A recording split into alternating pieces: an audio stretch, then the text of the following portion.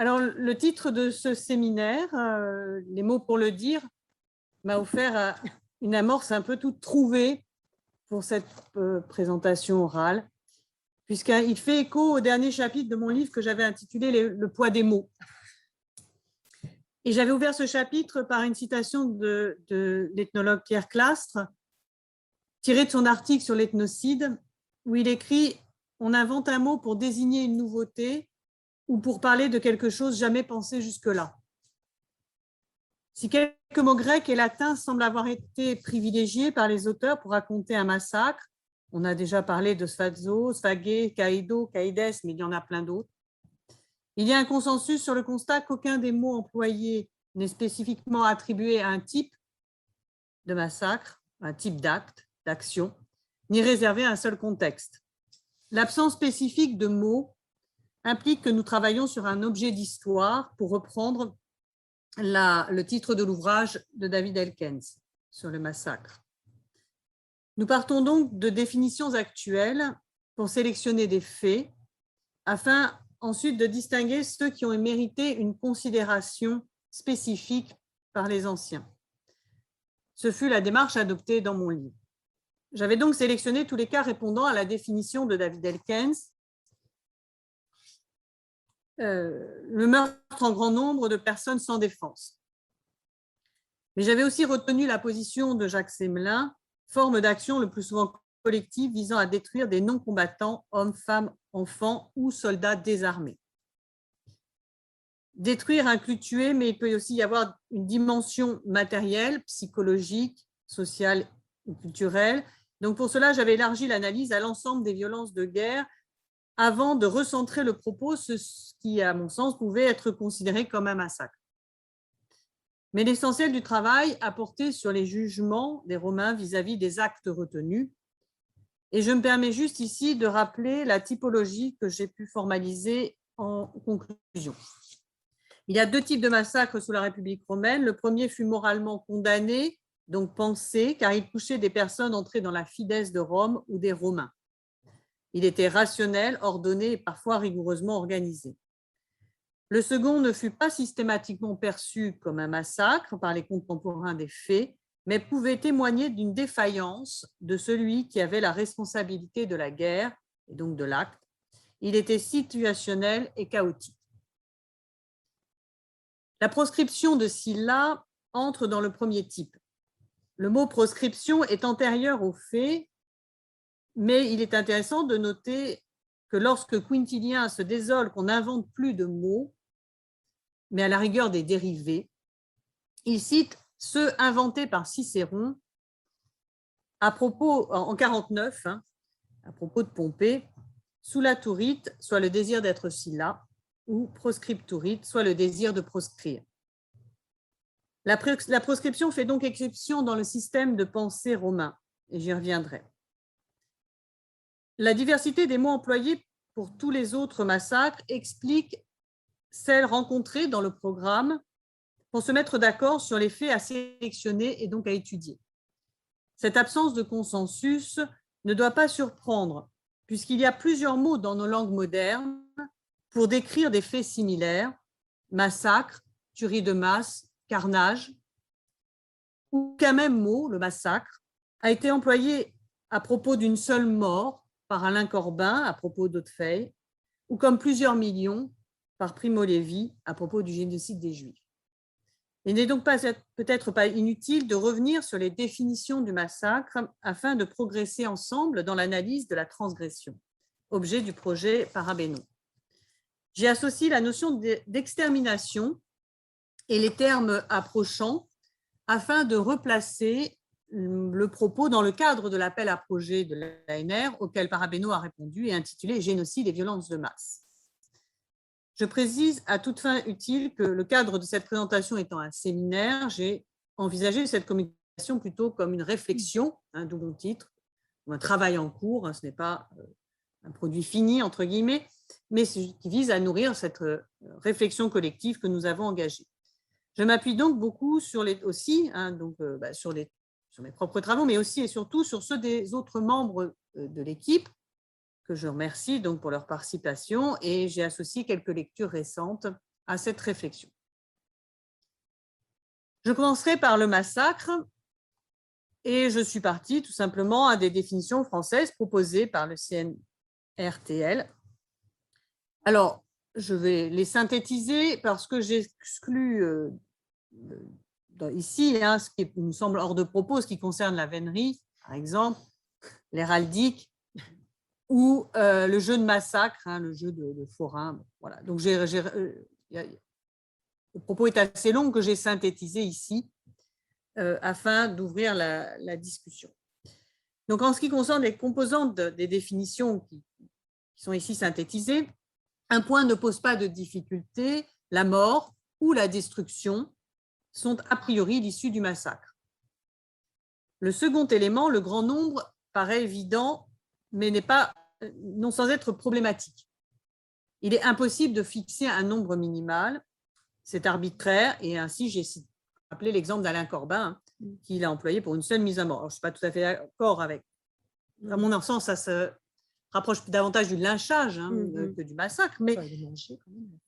Il est cuit et mangé. C'est un acte de cannibalisme. Mais en tout cas, ce n'est pas le sujet ici. Mais ce qui est intéressant dans son choix, et là je pense comme lui, c'est que le nombre ne doit pas primer, bien sûr, dans notre réflexion, d'autant plus que s'en tenir au fait de tuer en grand nombre trouve son meilleur vocable avec tuerie de masse, beaucoup plus neutre que massacre.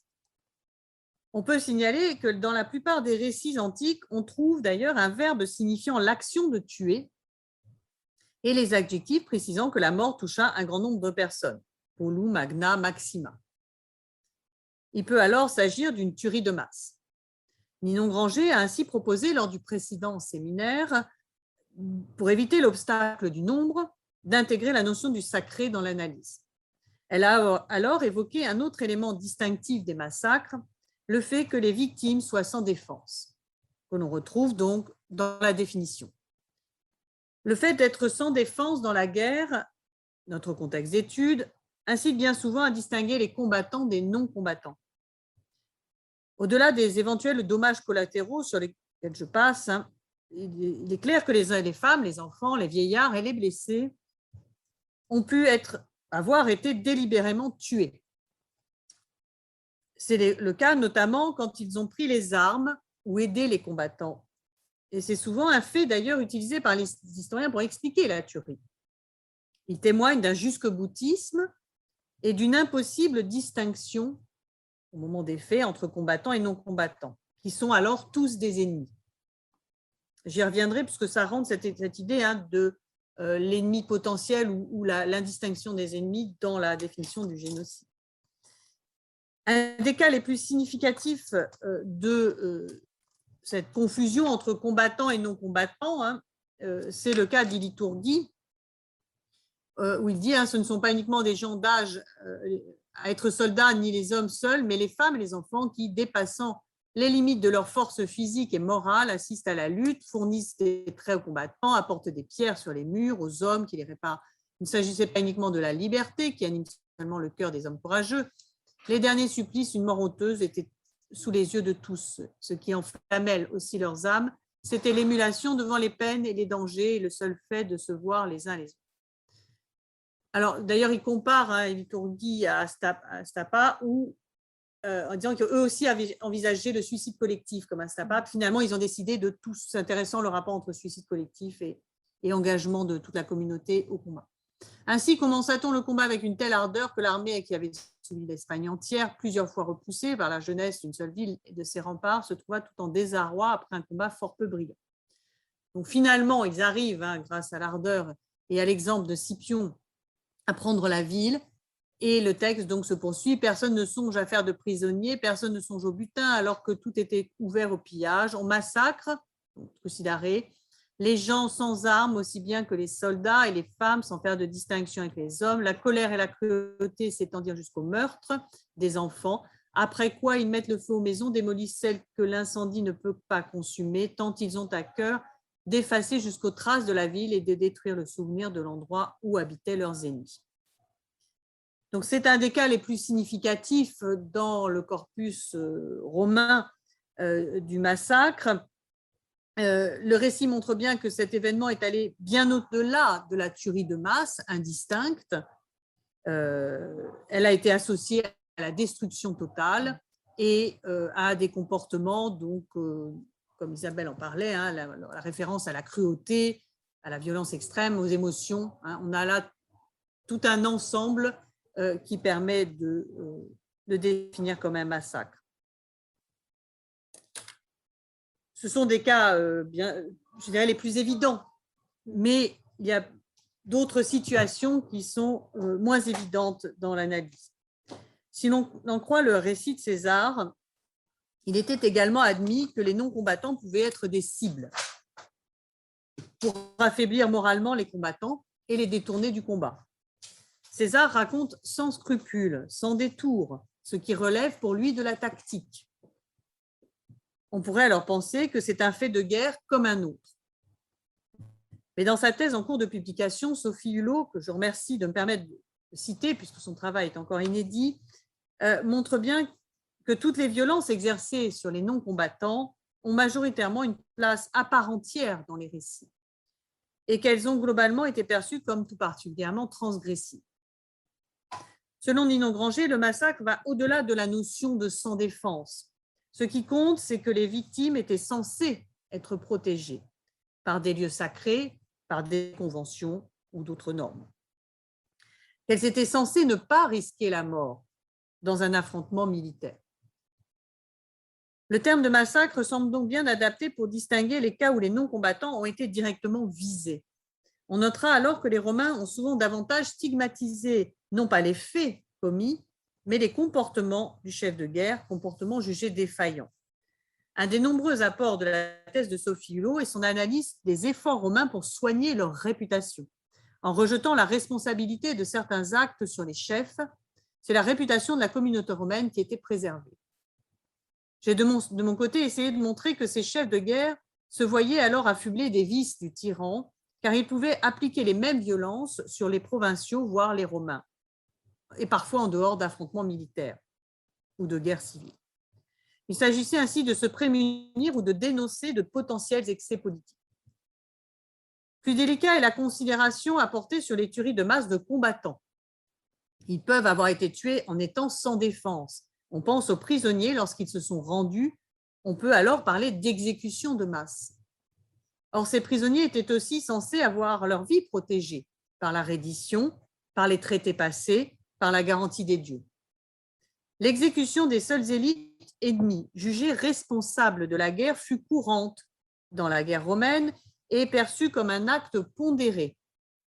Mais lorsqu'elle fut appliquée en masse à tous les soldats, sans distinction, ou qu'elle toucha des Romains, le regard porté fut différent. Là encore, le concept de tyrannie accompagne la réflexion de l'historien. Galba et Lucullus en Hispanie ont perpétré ce type de massacre. Au-delà de la mention de leur vice, Galba dut répondre de ses actes à Rome et l'historien Appien dénonce la folie, l'anoia de Galba, qui était, dit-il, furieux comme tous ceux qui ont accompli une folie criminelle. En ce qui concerne les combattants attaqués par surprise, sans pouvoir prendre leurs armes, donc sans pouvoir se défendre, Immacolata Eramo a approfondi la réflexion dans le précédent séminaire. Elle nous a présenté des textes relatant deux occasions historiques, l'incendie nocturne du camp de Syphax par Scipion et l'embuscade dans laquelle périt Tiberius Sempronius Gracchus. Dans le premier cas, elle soulignait que les verbes sphazzo, caedo sont employés. Dans le second, qu'il est question d'une tuerie de moutons, ce qui peut inciter à qualifier ces actes de massacre. Toutefois, la condition de soldat implique de se protéger à tout moment, d'être sur ses gardes. Par ailleurs, tuer l'ennemi est la finalité, comme l'a rappelé Isabelle, la finalité première de la guerre. Et ce qui est critiqué ici, je me pose la question, c'est peut-être davantage la méthode employée que l'acte lui-même. Cela ne répondrait-elle pas à l'art de la guerre, justement? Il n'en demeure pas moins que la description de Polybe est pleine de pathos, ce qui est assez rare dans son récit. Cette description interroge, comme je disais, sur la notion de victime. Polybe a-t-il considéré ces Numides comme des victimes? Je laisse la question ouverte. en tout cas, si Polybe déplore le sort de ces hommes qui sont pitoyables, hein, ce qui leur arrive est dramatique, il vante immédiatement après le talent militaire de Scipio. En ce qui concerne Sempronius Gracchus et le parallèle qui avait été fait par Immacolata avec Salluste, la présentation que fait Salluste de Catilina et son discours, et donc cette image du troupeau abattu. En effet, Catilina reprend cette image, mais il risque d'être tué sicuti pecora à l'issue de la bataille, s'ils sont capturés. La situation de Gracchus et ses hommes est finalement assez similaire. Ils sont encerclés et sans défense, sans bouclier, comme des prisonniers voués à l'exécution. Et d'ailleurs, à cette occasion, le mot victima est employé par Steve, mot plutôt réservé, vous le savez, au sacrifice. D'où l'analogie peut-être aussi avec les moutons. À mon sens, dans ces deux cas, c'est bien l'exécution de masse que risquent tous ces hommes. Et nous l'avons vu, j'ai déjà abordé avec la proscription et je vais revenir, mais c'est le premier type, hein, l'exécution de masse, qui est le type de massacre par excellence pensé par les Romains. La définition française, du mot français, envisage aussi la mort au combat. Mais seulement quand on envoie ces soldats à la mort. Donc quand c'est prémédité, quand les soldats finalement ne sont à l'expression de la chair à canon.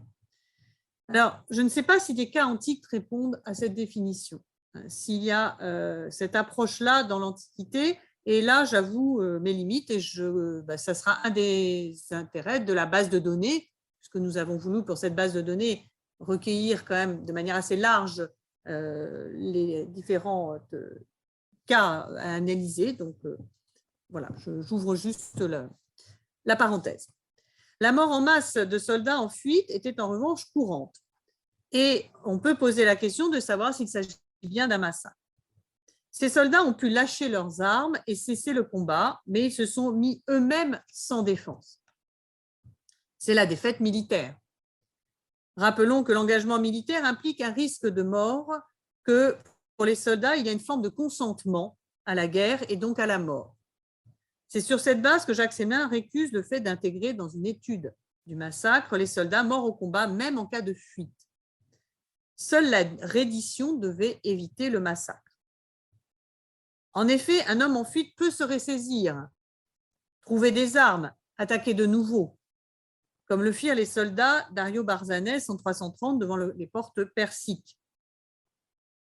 Toutefois, il est vrai que dans certains récits de guerre, l'auteur peut avoir réprouvé le fait de s'en prendre aux fuyards. Il est donc peut-être intéressant de les étudier spécifiquement, alors ce que je n'ai pas fait pour ma part, mais qui, à mon sens, se rapproche peut-être aussi du jugement vis-à-vis de la tactique sur le camp de Syphax. Est-ce qu'on juge vraiment le sort de ces hommes qui, de toute façon, étaient voués à mourir par la défaite, ou est-ce que ce n'est pas une façon de porter un regard critique sur les tactiques militaires, l'art de la guerre? Là, voilà aussi, j'ouvre le débat. Un autre cas significatif que j'ai sélectionné, mais il y en a plein, bien sûr, à questionner, c'est celui de la bataille de Gaugamélès en 331, tel que raconté par Quintilius. Et donc, cette sentence, je vais pas reprendre tout le récit, mais il y a une formule intéressante, Iamque non pugna, sed caedes erat, qui est alors traduit, ce n'était plus un combat, mais un massacre. Certes, il distingue bien le combat encore mené par certains Perses, donc dans le récit, il y a encore certains Perses qui se battent et d'autres qui commencent à fuir, et donc ils sont tués de dos. Mais rien n'indique spécialement un opprobre jeté sur ceux qui donnent la mort de dos. Par ailleurs, les Perses résistent encore sur l'aile gauche, le combat n'est pas terminé, Alexandre retient ses hommes pour qu'ils n'achèvent pas les fuyards, encore armés, mais exténués et dispersés, et la cavalerie a menacé de nouveau les Macédoniens. À mon sens, mais là aussi je soumets la question, le terme de carnage, l'action de tuer, de mettre en pièces d'une manière violente et sanglante une grande quantité d'hommes ou d'animaux me semble préférable à celui de massacre. pour traduire donc le caïdès de cette phrase.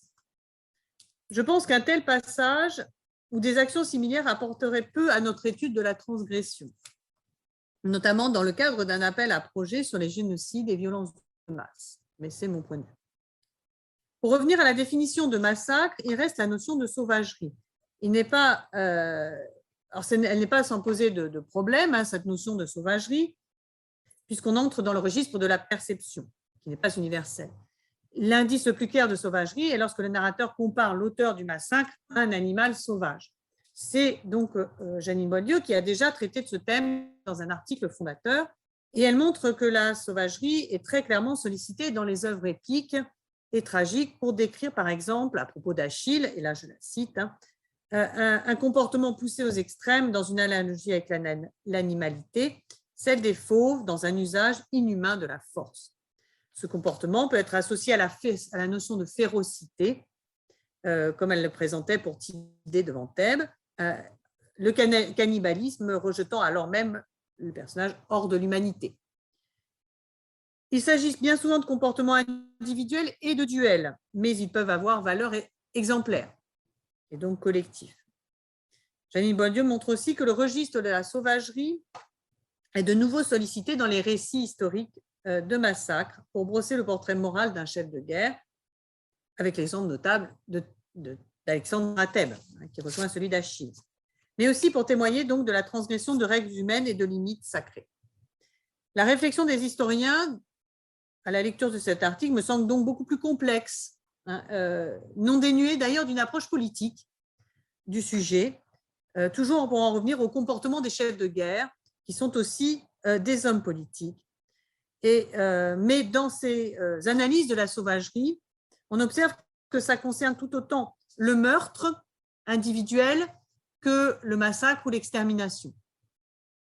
Donc, pas spécifiquement le massacre, mais ça me permet d'introduire la notion d'extermination. C'est mon deuxième point de cette présentation, puisque d'ailleurs les synonymes comprennent justement cette notion d'extermination.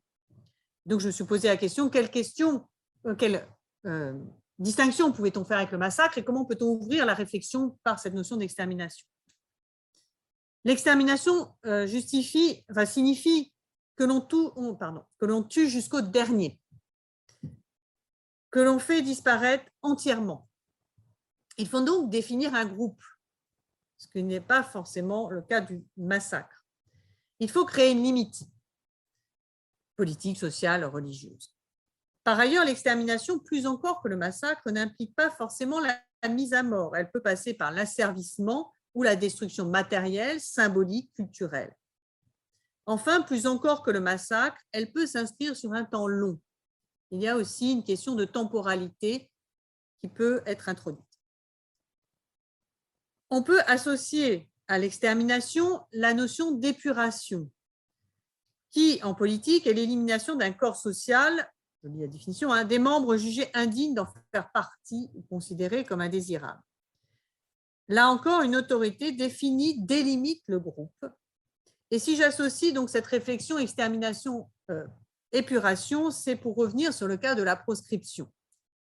Avant donc la Saint-Barthélemy, c'est la proscription dite des triumvirs en 1943 qui a été retenue pour illustrer les massacres des guerres de religion et qui donc a participé à la réflexion sur cette notion de massacre.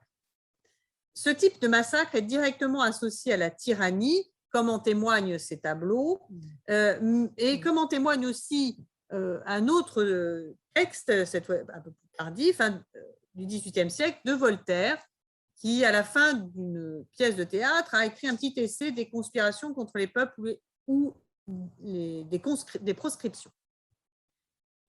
Alors, il mentionne en premier lieu des punitions divines dans la Bible pour rapidement les exclure en disant que lui, il veut se concentrer sur les ordonnateurs humains. En fait, il le dit clairement, les conspirations des tyrans contre les peuples. Pour lui, la proscription, ce sont des conspirations des tyrans contre les peuples.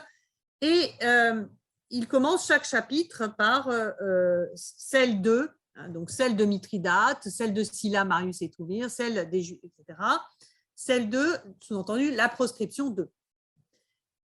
Vous observez dans les cas retenus que ça va ce que nous appellerons massacre à extermination, puisqu'il notamment, voire génocide pour certains, puisqu'il inclut dans sa liste l'extermination des Indiens d'Amérique latine. Cette étude de Voltaire, comme finalement les peintures du XVIe siècle, me permet de relever un autre élément possible de distinction entre massacre, tuerie de masse et carnage. C'est l'identité donnée au massacre. On lui attribue bien souvent un nom, contrairement à la tuerie ou au carnage. Un nom qui peut être celui de l'ordonnateur, des victimes ou du lieu. Il devient un événement en soi. Il fait l'objet d'un discours, voire d'un procès, et non d'un simple récit. Il entre dans la mémoire. Selon les exemples sélectionnés par Voltaire, on en déduit que les points importants sont le principe de la liste, ou quand un groupe est spécifiquement désigné, donc défini, délimité, groupe religieux, ethnique, peu importe, et que celui ou celle qui donna l'ordre est considéré par l'auteur comme tyrannique. C'est une autorité religieuse ou monarchique, et il y a sous-jacent la réflexion sur la privation de liberté. Alors, il y a 2 exceptions quand même dans la liste à cette remarque, donc c'est presque générique.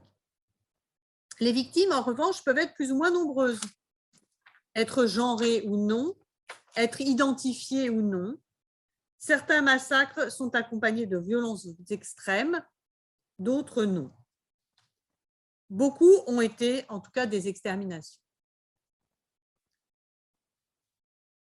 Le rapprochement est fait, bien sûr, dans cette présentation entre la Saint-Barthélemy et le triumvirat, la proscription des triumvirats ou de Sylla. Mais il y a aussi la présentation des vêpres, ce qu'on a appelé les vêpres éphésiennes, le massacre perpétré par Mithridate. Dans les 3 cas, ce qui reproche, les 3 cas, c'est le fait que les victimes sont identifiées et qu'on est en contexte de paix aussi. Le contexte, on est hors des combats. Mais ces massacres comprennent aussi le second type identifié dans la conclusion de mon livre, c'est-à-dire cette notion de chaos, de tuerie indistincte, et d'autant que à Rome, ça a eu lieu dans une enceinte sacrée, limitée par le pomerium. Alors ça, c'est une question que je n'ai pas beaucoup creusée, j'aimerais peut-être à l'avenir y revenir, parce que les sources insistent peu sur ce point-là, sur cette notion de l'enceinte sacrée. Il faudra que je creuse là-dessus. En tout cas, ce qui a sans conteste choqué, c'est la mise à mort dans les sanctuaires, dans les récits des 2 proscriptions. Et comme le précisait Ninon Granger, le massacre, la furie, n'est pas arrêté par l'endroit, la situation, voire au contraire, il la déchaîne.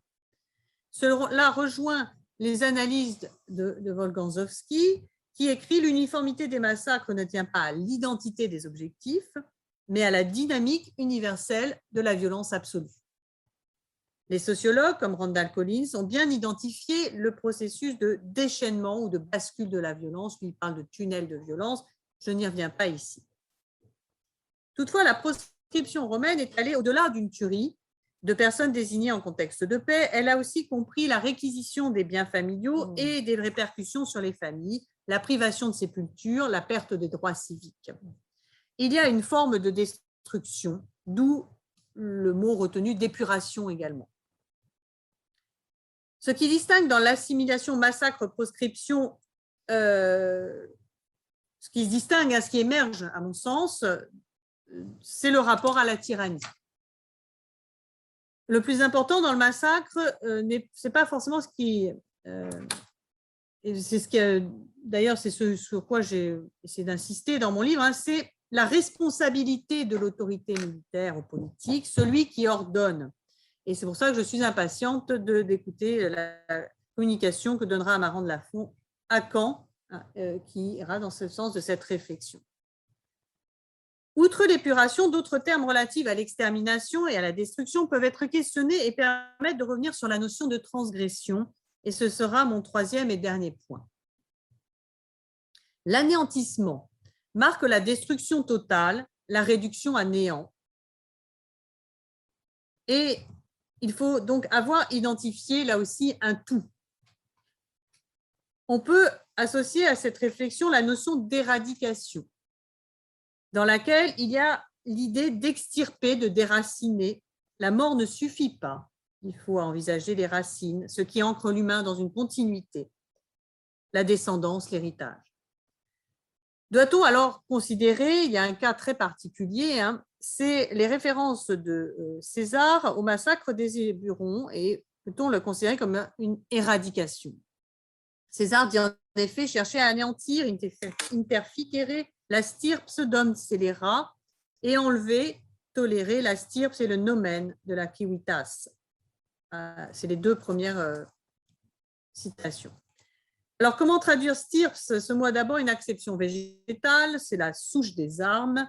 Il est aussi polysémique, désignant d'autres parties de l'arbre ou sa totalité, les racines comprises. Donc, il y a toute une réflexion de Bretin-Chabrol, je n'ai pas mis la référence là, mais je pourrais la donner, sur cette stirps. Il est polysémique, peut désigner des parties de l'arbre ou tout l'arbre. Par métaphore, stirps furent surtout employés pour parler des origines, notamment des origines familiales, de la lignée, et à Rome de la gens. Le propos de César n'est donc pas anodin. Il exprime une radicalité certaine, de surcroît unique dans son œuvre. Et au-delà des formules choc, si on analyse l'ensemble du récit, on observe que rien n'est dit de tel à propos des Vénètes, exterminés également, ni à propos, il est très factuel pour les Vénètes, et rien de tel à propos des Nerviens. En revanche, à propos des Nerviens, il dit qu'il estime avoir presque exterminé, internexio, leur gens ac nomen. On pourrait penser que la nuance entre les deux expressions, gens ac nomen ou stirps ac nomen civitatis, s'explique par ce presque propé, puisqu'il, comme il le précise, ensuite, les vieillards, les enfants et les femmes ont été épargnés. César aurait donc été encore plus loin avec les Éburons en s'attaquant à la stirps de cette gens. Alors, je ne reprends pas le détail de l'analyse que j'ai faite dans mon livre, mais j'ai essayé de montrer quand même qu'on est dans un chapitre où il emploie les deux expressions dans le même chapitre, le chapitre 34, donc c'est très court, où il explique son plan de l'année 53, qui est un véritable échec militaire. Puisque faisant venir les Gaulois pour participer au massacre et réservant ses armées pour ne pas les perdre, à encercler simplement le territoire, il a failli perdre une légion puisque les Germains sont arrivés à Tuatuca. Et donc, à mon sens, ces passages très forts dans les choix des mots visent surtout à préparer le narrateur, à dévaloriser au maximum, finalement, la perfidie de ce peuple et des Germains en général, de manière à préparer le lecteur pour adoucir, finalement, la vision qu'il pourrait avoir sur cette erreur tactique, puisque c'en est bien une. Et ça expliquerait que dans la suite du récit, puisque le massacre, l'extermination, il s'agit bien d'une extermination, des Éburons reprend dans les années suivantes, il n'est pas achevé, elle reprend après Alésia, et il n'est plus du tout question de ce type de vocabulaire à ce moment-là. D'ailleurs, il est plutôt question de les affamer. On est dans une politique de la terre brûlée, de manière à essayer de faire en sorte que le roi se rende. C'est un échec, là encore. Mais ce qui est intéressant, c'est que le terme, celui qui traduirait le plus, je dirais l'extermination, internexio, est employé non pas à propos des Éburons, mais à propos des Nerviens. Et non pas à propos d'une extermination en soi. Je rappelle que les Nerviens sont ensuite présents à Alésia, donc ils n'ont pas été exterminés, qu'il y a les femmes, les enfants, les vieillards qui avaient été mis à l'abri. Donc il emploie le terme d'extermination pour le résultat d'une bataille militaire, parce que ça a été un grand carnage sur le terrain militaire. Parler d'extermination au moment de la défaite des Nerviens se justifie puisque le texte de César vise bien sûr à valoriser ces actions militaires de manière à convaincre les Romains du bien fondé de sa guerre. Et en 56, après l'extermination entre guillemets des Nerviens, il obtient plus de supplications que jamais n'en a obtenu aucun autre général avant lui. Donc il y a une dimension rhétorique qui est à prendre en considération. Mais l'analyse de ce type de récit permet de distinguer quand même un rapport à la transgression, dans le choix des mots. Pour revenir à nos définitions, à toutes ces notions, épuration, extermination, anéantissement, et c'est par cela que je vais terminer, hein, c'est associé enfin à la notion d'annihilation. Elle signifie aussi la destruction totale, la réduction à néant, mais elle sous-entend, à mon sens, qu'il y a une considération avant l'acte. La cible est considérée comme n'étant rien. C'est donc le terme retenu par Dirk Moses dans un livre donc paru en 2021, ce problème du génocide, Permanent Security and the Language of Transgression. C'est une position assez originale que je souhaite soumettre donc à discussion ici dans le cadre de ce séminaire. Il définit son concept de Permanent Security comme une stratégie d'annihilation. Soit le but, je reprends ces propos-là, soit le but inatteignable d'une sécurité absolue qui entraîne nécessairement les conséquences pour les civils avec une tendance paranoïaque à une violence non discriminée. Le génocide ne serait qu'un des aspects de la permanente sécurité, car ceux qui dénoncent le génocide, utilisent aussi une violence indiscriminée, bombardement des villes, blocus des populations, en considérant cette fois-ci qu'ils agissent pour l'humanité et non pour un groupe restreint. Ils véhiculent alors, eux aussi, le langage de transgression. S'appuyant sur la loi internationale et les aspirations d'une morale universelle, les locuteurs développent ce que Dirk Moses appelle le principe de sécurité permanente, mais cette fois-ci, il est libéral. Donc, il va distinguer deux sécurités permanentes, la libérale et la non libérale. Alors, pour la sécurité permanente non libérale, avec comme paroxysme les nazis, bien sûr, pour les libéraux, c'est le monde qui est le territoire, il n'y a pas de frontière. Pour les non-libéraux, il y a une frontière et le territoire fait référence. Mais dans les deux cas, selon lui, c'est la même logique, la logique de futurs traîtres, de traîtres imminents, de personnes qui vont mettre en péril la sécurité du groupe ou de l'humanité. Et cette logique du traître autorise à ne plus distinguer civils et combattants, avec quand même une limite dans la proportionnalité. Pour les libéraux, il faut que le nombre de victimes soit proportionnel à la cible et à l'objectif. Pour les libéraux, il n'y a pas de limite, il n'y a pas de proportionnalité. Donc, ce sont les libéraux qui emploieraient le langage de transgression pour attaquer les génocidaires de manière à crédibiliser leurs propres actions qui ne sont pas dénuées d'attaques sur les civils. Le langage de la transgression est analysé par Dirk Moses à partir du livre de Bartolomé Las Casas sur son rapport sur la destruction des Indes du XVIe siècle. Dans ce livre, Las Casas n'emploie pas je permets de souligner le mot sauvage, parce que ça serait contre-productif, parce que tout ce qu'il vise à montrer, c'est que ce sont les Espagnols, les sauvages. Donc, il ne va pas décrire les Indiens comme des sauvages. Donc, il n'utilise pas trop ce vocable-là. En revanche, il parle bien de massacre. Alors, le mot n'existe pas encore en espagnol, donc il parle de matanza. Alors, non, je ne l'ai pas mis. Il parle de matanzas, de grandes matanzas, mais à chaque fois, il associe ce terme, donc de grande tuerie, tuerie de masse, et à chaque fois, il associe ce terme à estragos, au ravage. Il associe toujours la destruction à la tuerie de masse. Je pense qu'il est bien dans le sens du massacre. Et surtout, on y trouve régulièrement dans cet ouvrage la notion de cruauté. J'ai été très surprise finalement dans les définitions du terme actuel de massacre, je ne sais pas si je les ai remises. Non, il n'y a pas cette notion de cruauté. Alors que la cruauté, on la retrouve dans les premières réflexions, celles qui ont émergé à un moment où le mot se formalise au XVIe siècle. Ninon Granger a rappelé dans le précédent séminaire l'importance de cette notion dans les analyses de Montaigne ou de Jean de Léry.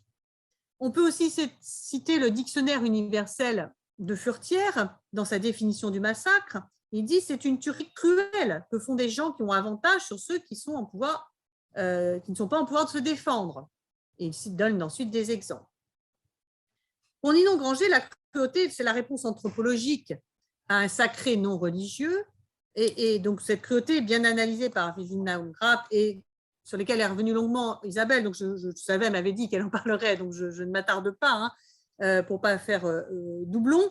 Mais pourrait permettre de distinguer le massacre de la tuerie de masse. Une limite a été franchie avec l'introduction de la cruauté. On la dénonce, on la constate, cette cruauté, elle laisse des traces qui, pour Ninon Granger, d'ailleurs, permettent de dévoiler la corporalité du massacre. Donc la cruauté participe, je suis tout à fait d'accord, clairement du langage de transgression. On pourrait aussi lui associer le mot d'atrocité, peut-être un peu plus vieilli, un peu plus vieillot, mais qu'on retrouve dans certaines réflexions. Alors, je ne détaille pas, mais je reviens à mon propos, donc le langage, le fameux langage de la transgression, avec les éléments qui le caractérisent selon Dirk Moses à partir du livre de Las Casas.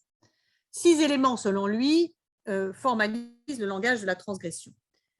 L'importance du témoignage, qu'il soit écrit ou visuel.